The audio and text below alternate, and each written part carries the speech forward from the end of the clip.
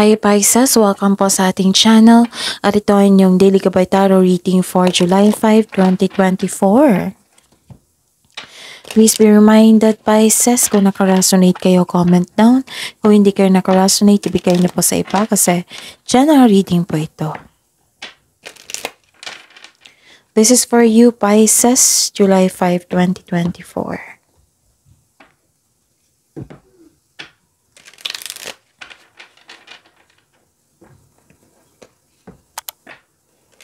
Okay.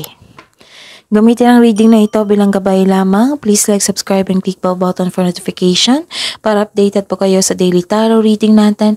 Maraming salamat po.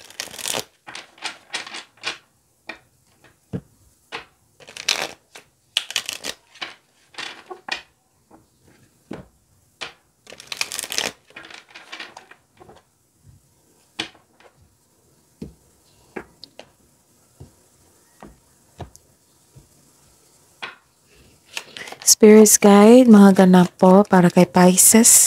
Ngayon, July 5, 2024. Ayun, 3 cards po.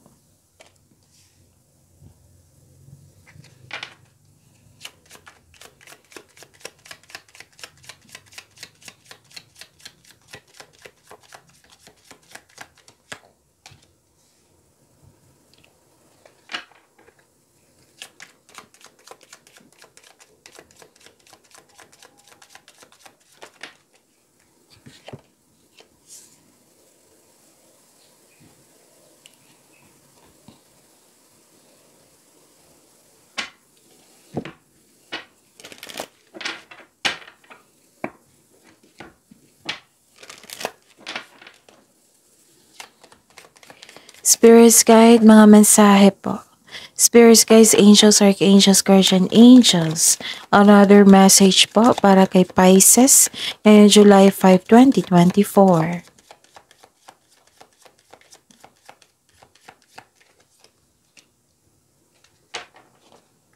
Okay. Pisces, ngayon July 5, 2024, may nakita ko dito na humingi ka ng advice sa isang tao. Pwedeng mother figure ito. Pwedeng boss mo ito or amo. Basta humingi kayo ng advice sa kanya.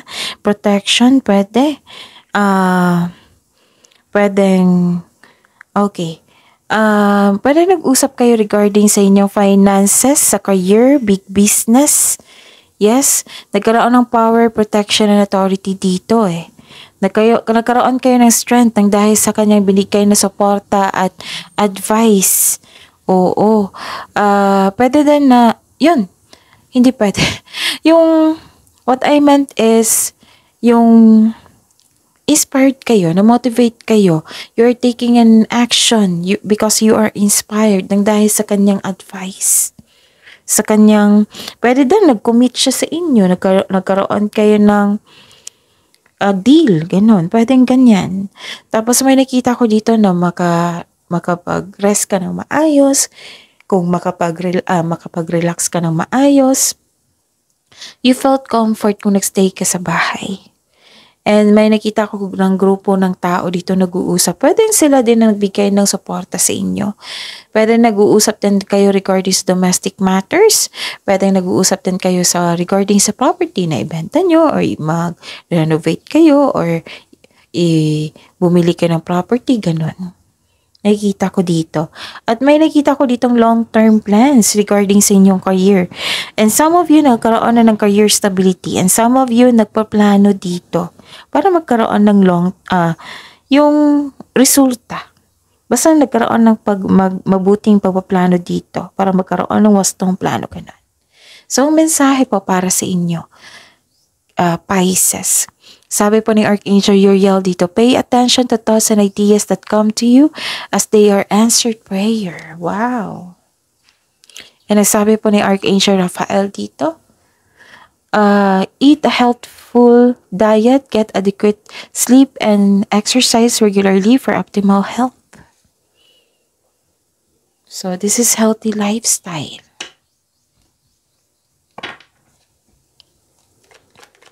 Spirits guys, ano po yung energy ni Pisces ngayong July 5, 2024?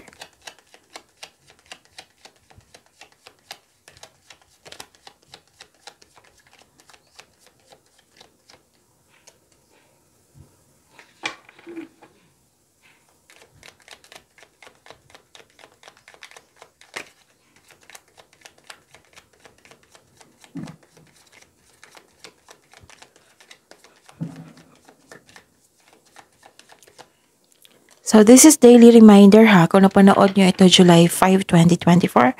Like for example, July 5, 2024, panoorin nyo yung July 4, 3, 2, 1. Basta last 4 days, sunod-sunod yung date.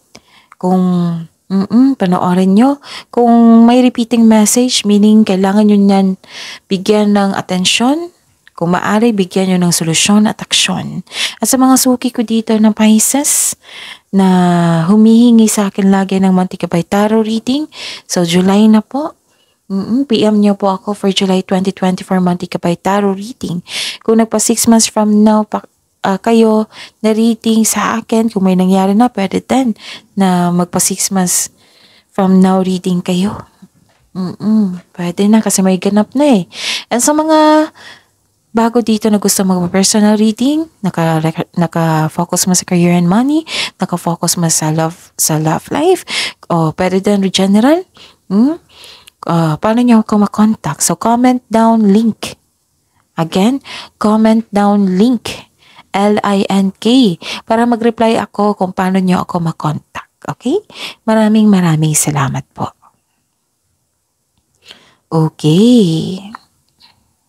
So, kamusta ang energy mo? May nakita ko ditong nagkaroon ng hesitation, nagkaroon ng self-doubt. Mainit ang ulo mo dito or hindi kayo mapakali. Nang dahil sa delay. Pwedeng delay sa travel mo ito. Pwedeng delay sa travel ito or delay sa inaantay mong mensahe or tao. So, delays and misunderstanding are part of our life. Parang hindi kayo nagkaunawaan, no?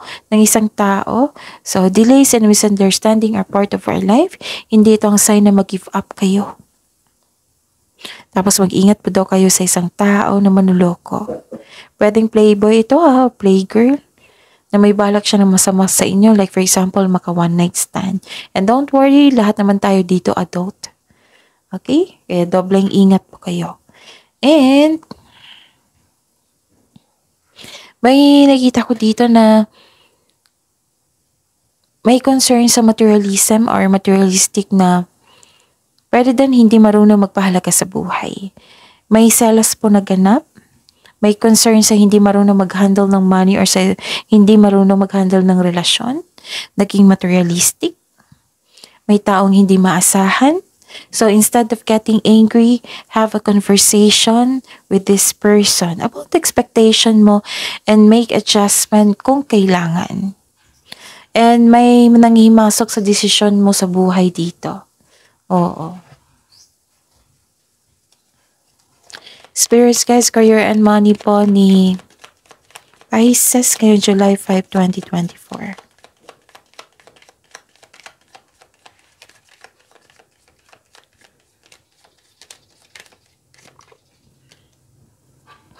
Kung gusto niyo ng full reading sa inyong career and money, panoorin niyo yung upload ko nung Monday at saka last week. Kasi dalawang video yon. Yung July 2024 Mantikabay Tarot reading, naka-focus sa career and money. At yung isa is July 1 to 7, 2024, naka-focus din sa career and money. So, panoorin niyo po. Kasi may makuha kayong karagdagang mensahe doon. Okay? Ayun. May nakita ko dito naging honest kayo sa inyong sarili at nanindigan kayo sa inyong desisyon. Tapos humingi ng tulong sa inyong trustworthy coworker or taong same kayo ng business industry. Yun nga, this is a clarification of your card here na may nagbigay ng advice sa inyo. At checkin nyo na makagawa kayo ng diskarte sa inyong kaperahan at layunin. So this is the clarification of your card here also. Okay? Ano pa? Magaling kayo maggawa ng desisyon. Nanindigan talaga kayo sa inyong paniniwala dito. You are focused on your logical at katwiran kaysa umasa sa inyong emotion. Use your intuition, Pisces, para gabayan ka.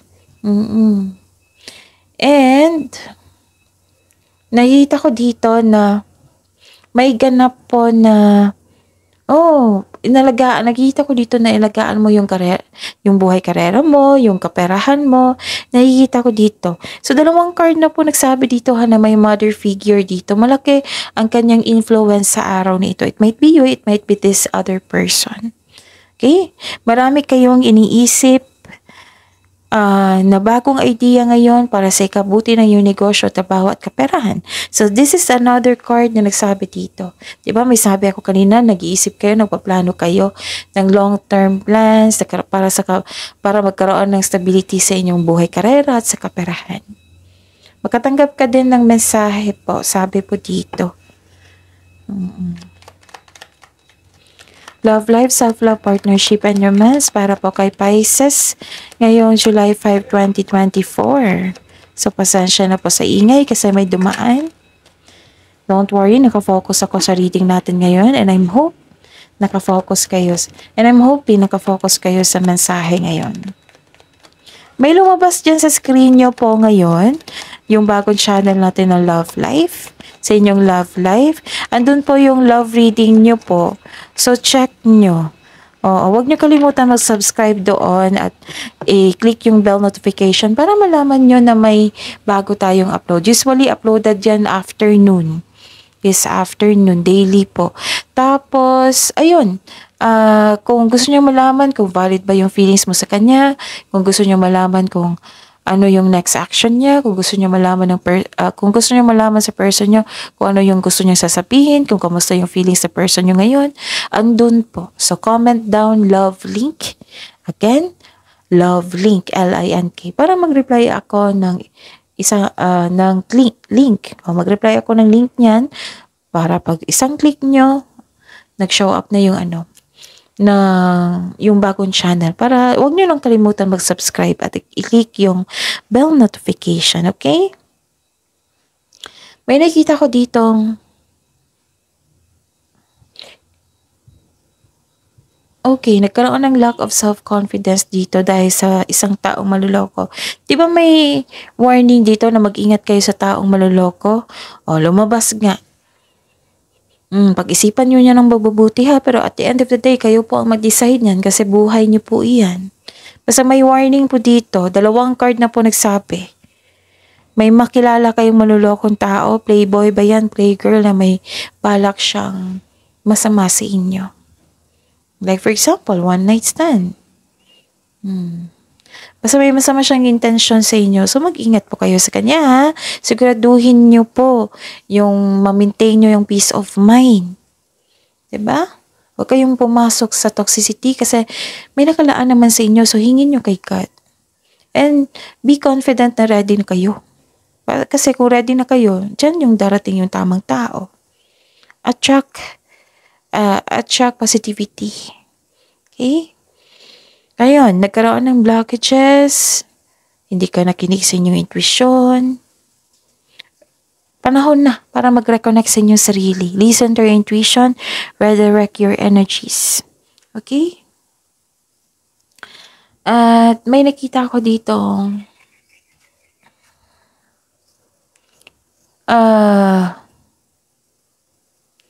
naging kampante ka ngayon sa inyong sitwasyon, some of you. May kausap ka talaga na malaking tao. Like, very, malaking influence niya sa inyo sa araw ni ito. Pwedeng boss type, father figure ito, amo. Basta kausap mo siya ngayon. So, own your space with confidence. Okay? Ano pa? Kasi inspired ka dito eh. Nagkaroon kayo ng personal power. Tapos, nagkaroon ng victory. Na-control mo na yung emotion mo. It might be, nag-connect na kayo sa nature. Kasi naging balance ang inyong energy dito. Okay? At magtiwala sa inyong sarili. Build your own rules. And nakita ko dito yung kampante talaga kayo. Okay? And, ayun. So, that's it. See you tomorrow, Pisces. Please like, subscribe, and click bell button for notification para updated po kayo sa daily tarot reading natin. Maraming salamat po.